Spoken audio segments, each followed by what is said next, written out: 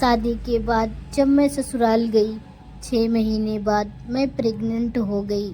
Pregnancy में भी मेरे पति रोज़ रात को दारू पीने के बाद मेरे साथ। यह सब सुनकर आपके रूह कांप जाएंगे। मेरे पति रोज़ रात को दारू पीकर आते थे और शादी के बाद जब मैं प्रेग्नेंट हो जाती हूँ तो मेरा बच्चा मुझसे दूर हो जाता है। दोस्तों, जब एक लड़की का फर्स्ट टाइम प्रेगनेंसी होता है और उसके पेट में पल रहे बच्चे इस तरीके से दूर, जो मेरे हस्बैंड मुझसे इतने दिन तक उस औरत को छिपा कर रखे थे, उस लड़की को छिपा कर रखे थे शादी होने। तो नमस्ते दोस्तों, आप सभी को एक और न्यू वीडियो में बहुत बहुत स्वागत है। तो कल की पिछली वीडियो आप लोगों ने ये वाली देखा होगा कि मेरे साथ क्या क्या हुआ था ससुराल में। शादी के बाद मेरे पापा ने इतने सारे दहेज भी दिए थे, फिर भी न जाने किस कमी की वजह से मेरे ससुराल वाले मेरे साथ इतना गंदा व्यवहार करते थे और मेरे पति रोज़ रात को दारू पीकर आते थे। और दोस्तों, आज का ब्लॉग शायद मेरी ज़िंदगी का सबसे बड़ा ब्लॉग होने वाला है, क्योंकि आज मैं अपनी ज़िंदगी का वो सच बताने जा रही हूँ जिसे मैं कई सालों से, कई महीनों से अपने दिल में दबा के रखी हूँ। मैं किसी से नहीं कह पा रही थी अपनी मन की बात, तो मुझे लगा कि आप सब के साथ मैं अपनी मन की बात शेयर कर पाऊँगी और आप लोग ही हो जो मेरी बात को समझोगे। क्योंकि गांव समाज में अगर एक लड़की अपने हक के लिए आवाज़ उठाती है या बोलती है तो लड़की ही गलत ठहराई जाती है। तो इस वजह से मैं अपने दिल की बात, अपने मन की बात किसी से नहीं कह पाई हूँ आज तक।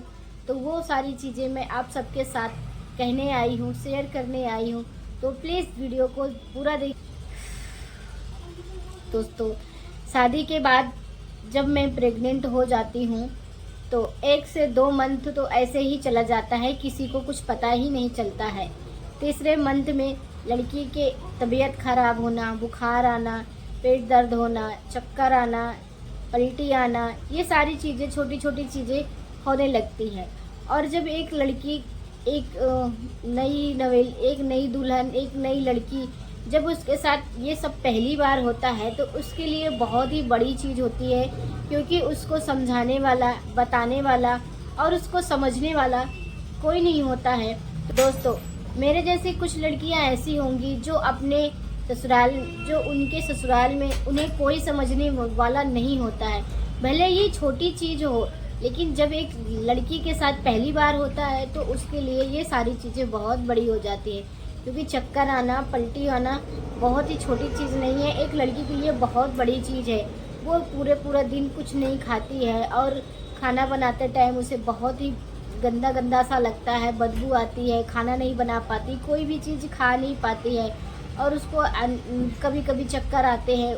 मतलब बहुत कुछ सारी चीज़ें नई नई होती है जो लड़की को झेलना पड़ता है। तो उस टाइम में मुझे कोई समझने वाला नहीं था। समझने वाला ससुराल में सिर्फ एक ही होता है, वो होता है एक लड़की का हस्बैंड। अगर वही नहीं समझेगा तो ससुराल में और कोई नहीं समझ सकता है। मेरी सास देखने में बहुत ही अच्छी थी, लेकिन आपके साथ या आपको कभी कोई सपोर्ट या सहारा नहीं दे सकती थी। मैं अपने सास को एकदम अपनी माँ की तरह मानती थी, उनसे प्यार करती, दुलार करती और उनकी हर एक बात को मानती थी।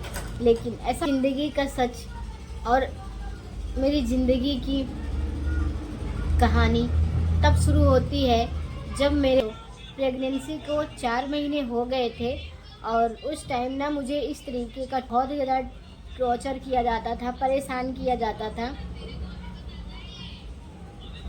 इसी परेशानी के कारण मेरा बच्चा, उसी सब टेंशन और परेशानी की वजह से मेरा बच्चा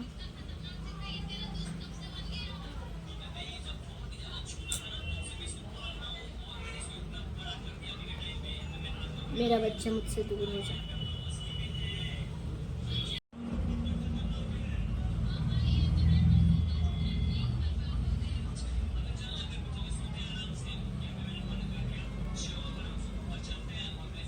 दोस्तों, जब एक लड़की का फर्स्ट टाइम प्रेगनेंसी होता है और उसके पेट में पल रहे बच्चे इस तरीके से दूर होता है ना, वो लड़की के ऊपर क्या बीतती है, वो लड़की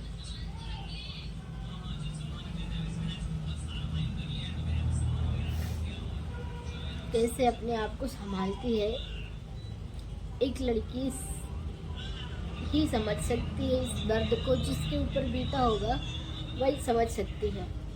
इतने बड़े दुख के कारण बाद भी मेरे ससुराल में किसी के ऊपर कोई बदलाव नहीं आया। जब ये दिन मेरे ऊपर आया, मेरे साथ हुआ, जब ये मेरी सास आती हैं और कहती हैं कि इसको इसके मायके छोड़ दे, सब ठीक हो जाएगा।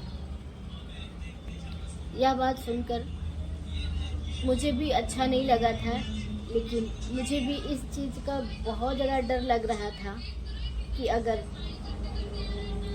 ये लोग तो मेरा केयर करेंगे नहीं और ना जाने में आगे क्या क्या होगा मेरे साथ, क्या नहीं होगा, क्योंकि वो सब चीज़ें मेरे साथ पहली बार हो रही थी। हर किसी के साथ पहली बार ही होता है ये सब चीज़। तो मुझे कुछ समझ में नहीं आ रहा था। तो उस टाइम में एकदम से चुप थी, मुझे रोने के सिवा कुछ भी समझ नहीं आ रहा था कि मैं क्या करूं। मैं अपनी मम्मी के पास फ़ोन करके बहुत ही रोने लगी। तब मेरे रोने लगती हूँ और कहती हूँ कि मम्मी ये लोग ऐसे ऐसे बोल रहे हैं। तो मेरी मम्मी बोलती है कि ठीक है, कोई बात नहीं, आने दे। मेरे हस्बैंड मुझे मेरे मायके छोड़ देते हैं और वहाँ पर मेरी माँ देखते ही बहुत ही ज़्यादा परेशान हो जाती है, क्योंकि ब्लडिंग इतना तेज़ी से हो रहा था, इतना तेज़ी से ब्लडिंग हो रहा था कि क्या ही बताएं। 4 मंथ का बच्चा था। 4 मंथ के बाद जब ब्लडिंग होती है तो वो अलग ही होता है, क्योंकि बच्चे उस टाइम कहते हैं कि उस टाइम बच्चे सांस लेने लगते हैं, उनका धड़कन बन जाती है, सब कुछ हो जाता है। तो उस टाइम पे ब्लडिंग हो रही थी, तो बहुत ही ज़्यादा ब्लडिंग हो रही थी। मेरी माँ को कुछ समझ नहीं आया। मेरी माँ मुझे तुरंत ही एक गाड़ी बुक करती है और वहाँ से तुरंत ही लेकर इलाहाबाद चली जाती है दवा कराने के लिए। मेरी माँ अकेले जाती है। मेरे पापा उस टाइम नहीं थे घर पे, कहीं बाहर गए थे काम से। तो मेरी माँ ही मुझे अकेले लेकर जाती है। उस टाइम भी मेरे हस्बैंड मेरे मम्मी के साथ भी नहीं जाते हैं कि आखिर अगर वो, उनका सोचना ये था कि अगर मैं जाऊंगा इनके साथ तो मुझे पैसे देने पड़ेंगे। ये सोचकर वो मेरी मम्मी के साथ नहीं जाते हैं। उस हालत में, उस सिचुएशन में मेरी माँ मुझे अकेले 30 से 35 किलोमीटर की दूरी पर इलाहाबाद हॉस्पिटल ले जाती हैं और वहाँ पर अकेले ही वो मेरी इलाज करवाती हैं। जब अल्ट्रासाउंड वगैरह होता है तो वहाँ पे डॉक्टर बोलता है कि थैला फट गया था, इसलिए ये सारी चीज़ें इनके साथ हो गई है और अब कुछ नहीं होगा, अब तो सब ख़त्म ही है और अब ठीक नहीं होगा, अब तो सब ख़त्म ही हो गया समझो। तो मेरी माँ बोली कि ठीक है, जितना भी पैसा लगेगा हम देने को तैयार हैं, आप मेरी बच्ची को ठीक। मेरी मम्मी की पहचान की कोई नर्स थी तो वो बुला लेती, जैसे कि गांव में एक आशा वगैरह होती हैं, उनको भी मेरी मम्मी बुला लेती हैं साथ में। तो वो औरत भी जाती है वहाँ और फिर दोनों लोग वहीं पे थे। मेरी मम्मी ने सारा कुछ करवाया। उसके बाद मुझे घर शाम को 8 बजे जब लेकर आती हैं, मैं देखती हूँ कि मेरे हस्बैंड यहाँ नहीं हैं और वो घर चले गए हैं। यानी कि मेरे मायके में मुझे छोड़कर जब हम लोग हॉस्पिटल चले गए थे तभी वो अपने घर चले गए, मेरे ससुराल वापस चले गए हैं। यह देखकर मुझे बिल्कुल भी अच्छा नहीं लगा। मुझे बहुत ही रोना आया था। मुझे ऐसा लग रहा था उस टाइम मैं अपने हस्बैंड के पास रहूं, अपने हस्बैंड के साथ रहूं, लेकिन ये देखकर, ये सुनकर कि वो मुझे छोड़कर यहाँ पर अकेले चल गए सिर्फ पैसे के वजह से, कि अगर मैं यहाँ पे रहूँगा तो मुझे पैसे देने पड़ेंगे। ये सब देखकर मैं अपनी मम्मी को पकड़ के बहुत ही तेज़ से रोने लगती हूँ और कहती हूँ, अपने मन की बात मैं अपनी माँ से भी नहीं कह पाती हूँ कि आखिर मुझे इतना तकलीफ़ तब नहीं हुआ जब मेरे पेट में बच्चा पल रहा था। पलते हुए बच्चा मुझसे दूर हो गया, वो चीज़ मुझे कम लग रहा था जितना मुझे मेरा हस्बैंड मुझे इस सिचुएशन में छोड़ के चला गया था। वो चीज़ें मुझे बहुत ही ज़्यादा हर्ट कर रही थी। मैं बहुत परेशान हो गई थी। 8 से 10 दिन मैं अपनी मम्मी के यहाँ थी। मेरी माँ ने सब कुछ किया, दवा किया, इलाज किया। 10-12 दिन में जब मैं ठीक हो जाती हूँ, उसके बाद मेरे पति मुझे फिर से बुलाने आते हैं। तो मैं बहुत ही सोच समझ कर, क्योंकि उस टाइम मेरे घर की सिचुएशन भी ठीक नहीं चल रही थी, जिससे कि मैं अपनी दिल की बात या अपनी मन की बात, अपनी ससुराल की बात जो मेरे साथ हो रही थी, बीत रही थी, मैं अपनी माँ से या पापा से कह पाती।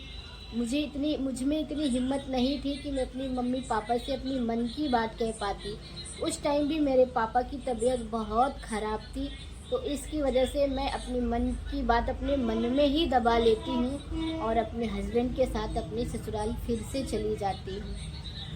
के साथ वही कहानी फिर से दोहराई जाती है कि मेरा पति रोज़ रात को दारू पीकर आता है और मेरे साथ और सब चीज़ मैं अगली वीडियो में आप सबके साथ शेयर करूँगी कि एक और लड़की की वजह से कि एक आदमी किसी और औरत या लड़की की वजह से अपनी खुद की वाइफ को, खुद की बीवी को इतना ज़्यादा टॉर्चर करता है कि वो लड़की जीने पर मजबूर हो जाती है।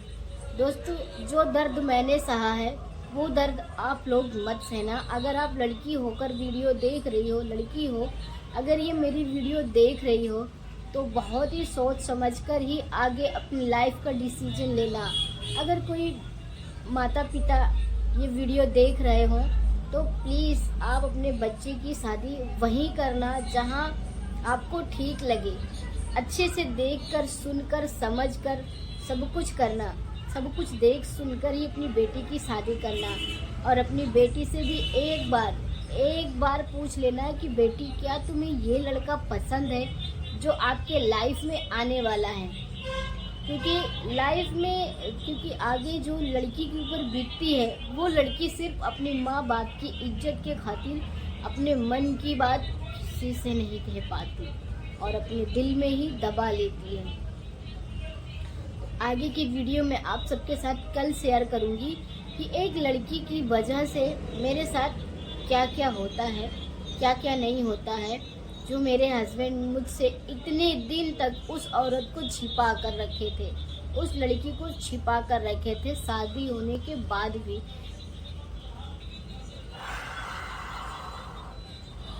दोस्तों, कैसे मैं आप सबके साथ अपनी मन की बात शेयर कर रही हूँ, तो प्लीज़ वीडियो को लाइक, चैनल को सब्सक्राइब और ज़्यादा से ज़्यादा लोगों तक शेयर करें, जिससे कि आप सबका प्यार मिल सके और किसी की ज़िंदगी बर्बाद ना हो। क्योंकि अभी इस टाइम ये सब चीज़ें बहुत ज़्यादा चल रही है। तो प्लीज़ वीडियो को लाइक, शेयर और चैनल को सब्सक्राइब कर देना। ज़्यादा से ज़्यादा मेरी वीडियो को लोगों तक पहुंचा देना।